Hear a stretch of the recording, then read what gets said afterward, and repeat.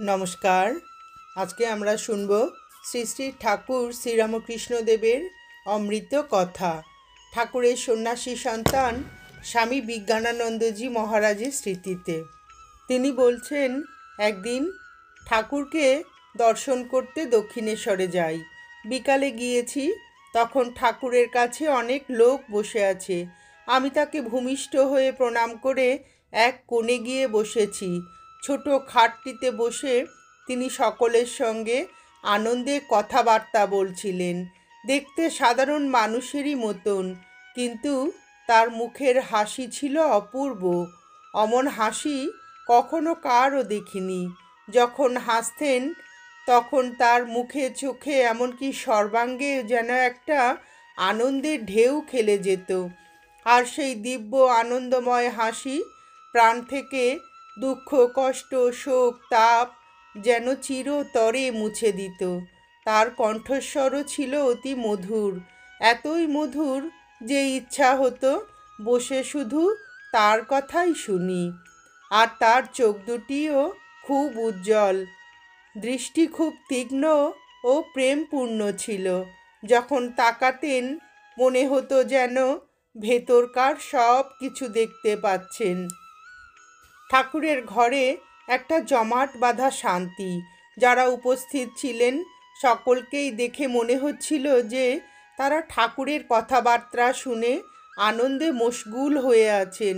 সেদিন কি কথাবার্তা হয়েছিল তা কিছু মনে নেই, কিন্তু আমার ভেতরে একটা অব্যক্ত আনন্দ বোধ করছিলাম। অনেকক্ষণ বসে আছি তন্ময় হয়ে। আমি এক মনে দেখছিলাম তাকেই। তিনি আমায় কোনো কথা জিজ্ঞাসা করেননি, আমিও কিছু বলিনি। ক্রমে ক্রমে সকলেই উঠে যেতে লাগলেন। পরে দেখি যে ঘর একেবারে শূন্য। আমি কেবল এক কোণে বসে আছি। ঠাকুর এক দৃষ্টে আমার দিকে চেয়ে আছেন। আমিও তখন যাব মনে করে তাকে প্রণাম করে উঠে দাঁড়িয়েছি। এমন সময় ঠাকুর আমাকে বললেন, তুই কুস্তি লড়তে পারিস? আমার সঙ্গে লড়তে পারবি? লড় তো দেখি এক হাত। এই বলে ঠাকুর সোজা হয়ে মেঝের ওপরে দাঁড়ালেন। তার কথা শুনে আমি তো একেবারে স্তম্ভিত। ভাবতে লাগলাম, ভালো রে ভালো, এ কেমন সাধুকে দেখতে এলাম। সাধু কুস্তি লড়তে চায়? যাই হোক, আমি তাকে বললাম, হ্যাঁ, কুস্তি লড়তে জানি বই কি। এদিকে ঠাকুর মৃদু মৃদু হাসছেন। ক্রমে আমার দিকে এগিয়ে এসে আমায় জোরে ঠেলতে লাগলেন। আমার শরীর খুব বলিষ্ঠ ছিল। আমি তাকে ঠেলে নিয়ে দেওয়ালের গায়ে চেপে ধরলাম। ঠাকুর তখনও কিন্তু হাসছেন আর আমায় জোরে ধরে আছেন। ক্রমে আমার মনে হলো যে তার হাতের ভেতর দিয়ে কি একটা যেন শিরশির করে আমার মধ্যে ঢুকে যাচ্ছে। সে স্পর্শে আমার সর্বাঙ্গে রোমাঞ্চ হতে লাগলো, আর শরীর ক্রমে অবশ হয়ে গেল। খানিক পরে ঠাকুর আমায় ছেড়ে দিয়ে হাসতে হাসতে বলছেন, কেমন রে, হারিয়েছিস তো? এই বলে তিনি ছোট খাটটিতে গিয়ে বসলেন। কি যে জবাব দেব কিছুই ভেবে পাচ্ছিলাম না। আমার ভেতরে এক অনির্বচনীয় আনন্দের ঢেউ খেলে যাচ্ছে। কেবলই মনে হচ্ছিল যে তিনি আমার ভিতরে কেমন যেন একটা শক্তি চালিয়ে দিয়ে আমাকে একেবারে কাবু করে ফেলেছেন। আমি নির্বাক হয়ে বসে আছি। পরে ঠাকুর উঠে এসে আস্তে আস্তে আমার পিঠ চাপড়ে বললেন, মাঝে মাঝে এখানে আসিস, না এলে কি হয়, ইত্যাদি। পরে আমায় একটু প্রসাদ খেতে দিলেন। সেদিনকার মতো বিদায় নিয়ে কলকাতায় ফিরে এলাম। তিনি আমায় যেন কেমন করে দিয়েছিলেন। কয়েকদিন যাবৎ একটা নেশার ঘোর চলছিল। আমার কেবলই মনে হচ্ছিল যে তিনি তার আধ্যাত্মিক শক্তি আমার ভেতরে সংক্রামিত করেছেন। একদিন, সেদিন ছিল জন্মাষ্টমী, 18ই আগস্ট 1884 সাল। গিরিশবাবু দক্ষিণেশ্বরে ঠাকুরের কাছে আছেন। আমিও সেদিন ওখানে রয়েছি। সন্ধ্যার পর গিরিশবাবু খুবই তন্ময় হয়ে কেশব কুরু করুণা দিনে গানটি গাইলেন।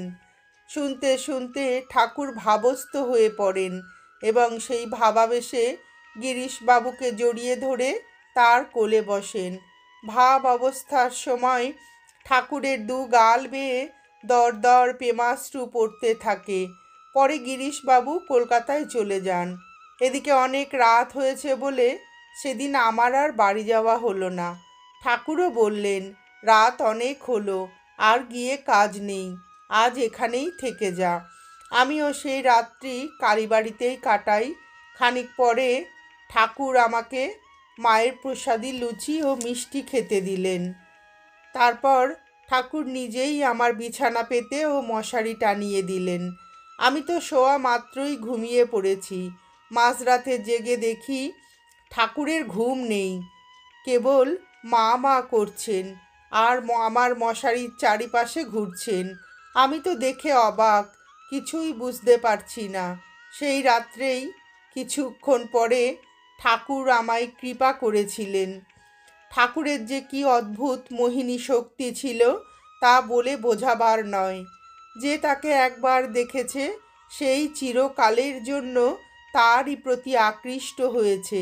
একদিন সন্ধ্যায় গিয়ে তার কাছে রাত্রি যাপনের কথা বলি, তিনিও সানন্দে অনুমতি দেন। রাত্রে তার ওখানে খাওয়া দাওয়ার তেমন কোনো বন্দোবস্ত ছিল না। মা কালীর ভোগের প্রসাদই আসতো তার জন্য, তা থেকে তিনি একটু খেতেন, আর যারা তার কাছে রাত্রে থাকতেন তাদেরও সেই প্রসাদ একটু একটু খেয়ে রাত কাটাতে হতো।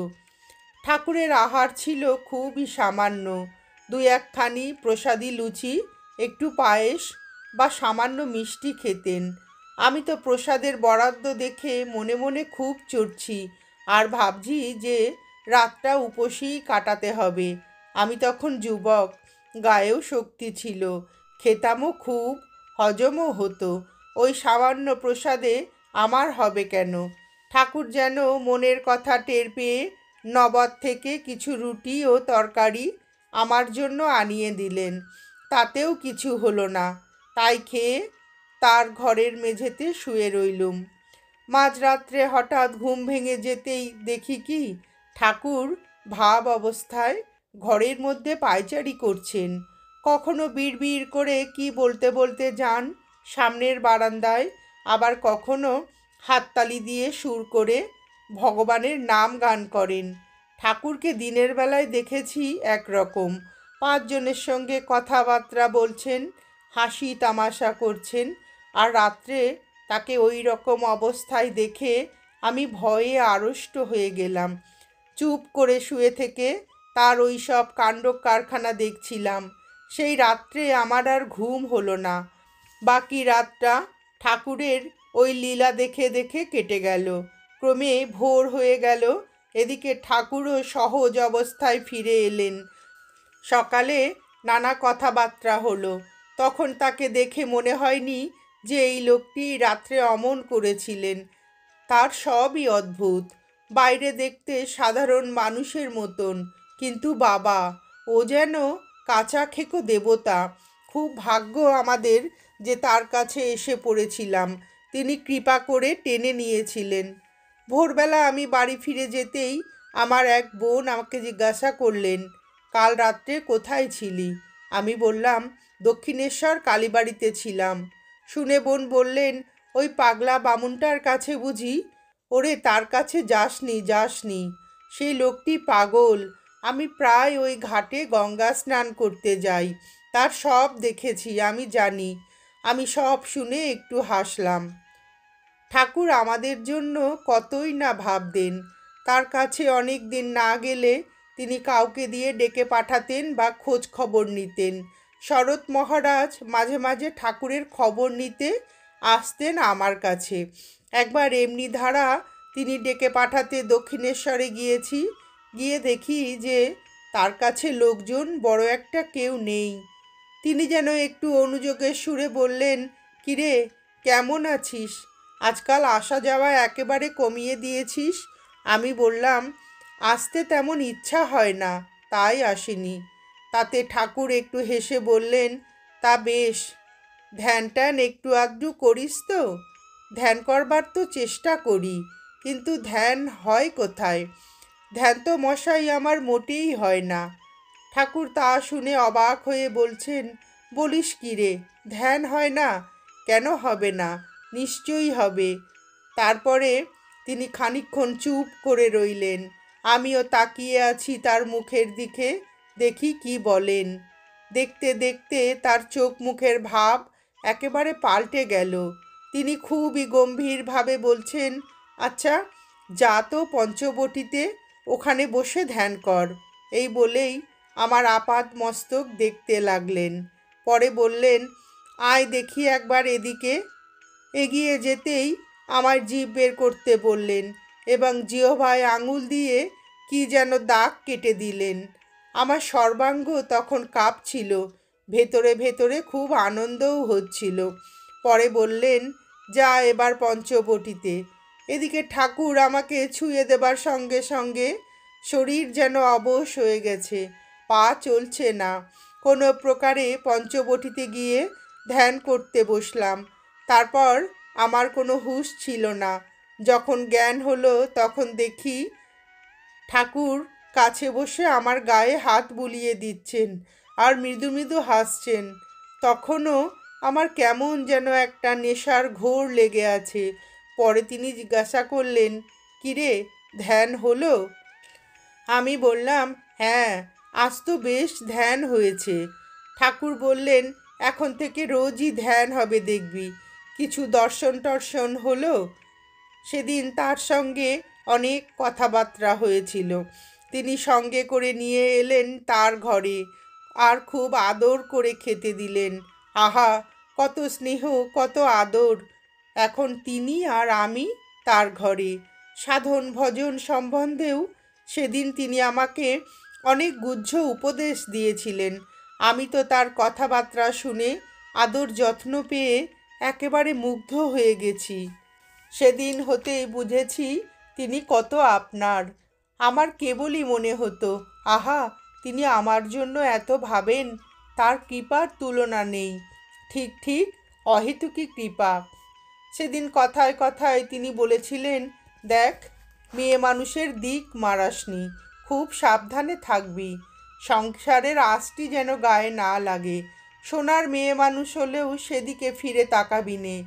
তোকে এ কথা কেন বলছি জানিস? তোরা হলি মায়ের লোক, ও তার অনেক কাজ করতে হবে তোদেরকে। কাকে ঠোকরানো ফল মায়ের পুজোয় লাগে না। তাই বলছি, খুব সাবধানে থাকবি। একদিন দক্ষিণেশ্বরে ঠাকুরের ঘরে বসে আমি তার পদসেবা করছিলাম। এমন সময় তাকে দর্শন করতে এলেন কর্ণগড়ের এক ভদ্রলোক। খানিক কথাবার্তার পরে লোকটি চলে গেলেন।